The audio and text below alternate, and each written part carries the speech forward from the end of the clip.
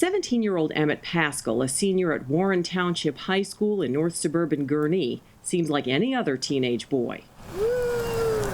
Until he talks about his childhood. My life as Emily is still my life now, and my life as Emmett was my life then. I see myself as the same person. I cherish all of my memories, even if it's with a different name, even if it's with a ponytail. I keep every picture. His parents do, too, on the walls of their home. The little girl in the pink dress with a sweet smile is Emmett, who was born Emily.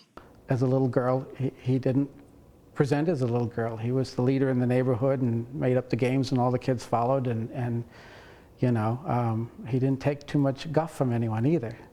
So perhaps he acted more like a boy than we ever wanted to believe. The Paschals thought they were raising a tomboy until junior year of high school, when their oldest child was hospitalized 5 times with suicidal depression. Emmett had no explanation for his depression until he read about gender dysphoria online and realized his intense frustration was with a female body that didn't match his male identity. That moment changed everything.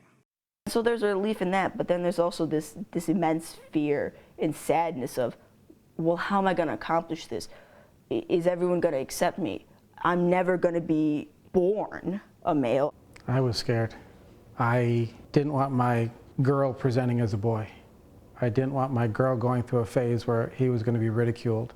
The Paschals found answers and care at the Ann and Robert H. Lurie Children's Hospital Gender and Sex Development Program, one of only a handful of similar programs nationwide. I think there's a misconception sometimes out there that a program such as ours is intervening medically, or God forbid, surgically in young children. That's not what this program does, and not what programs like it across the country do.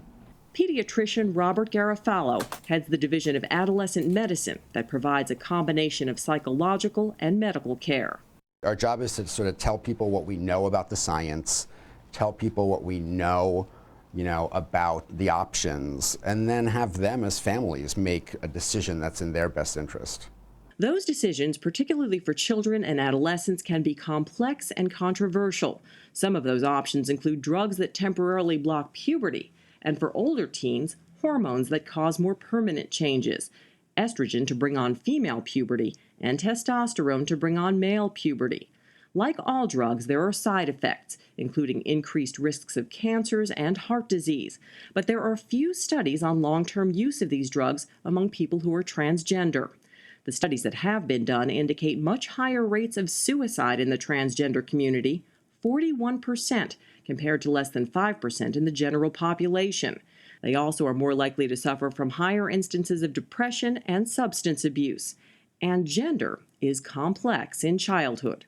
A certain percentage of young people or children who present as gender nonconforming as children may not persist as gender nonconforming when they're adolescents or adults.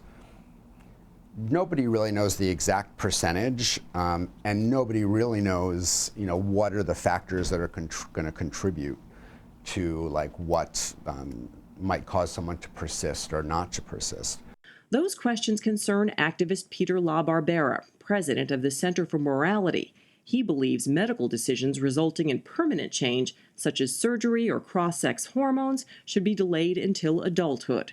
Our hearts go out to the parents. We know these are very difficult issues, but radical gender surgeries are often not the answer.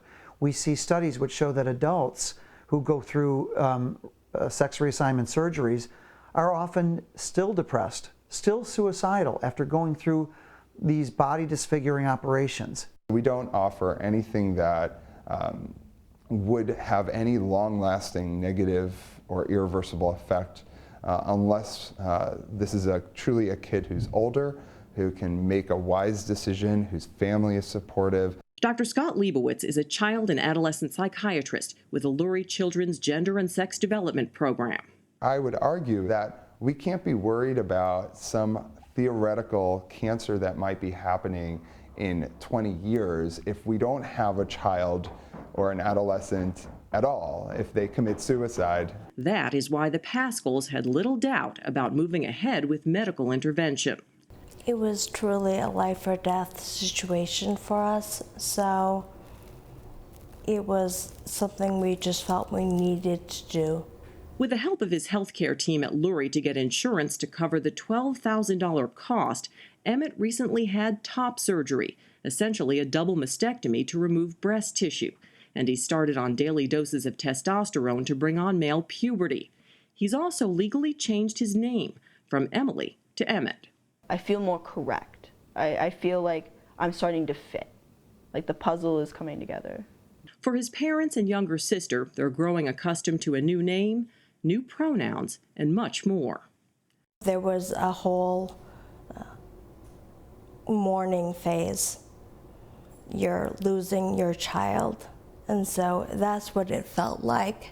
We were losing a child through this process, but now it's come to where we realize we're not losing our child. It's just a different part of Emmett. The seismic shift in the Pascal's family dynamic seems smoother these days as Emmett thinks about his family and his future. They want me to dream and they want me to succeed, and I know they'll always be there to love me. And that's something really good to have when your acceptance in society is something that's questionable at best. I want Emmett to feel comfortable in this world wherever he goes. For In the Loop, I'm Barbara Pinto.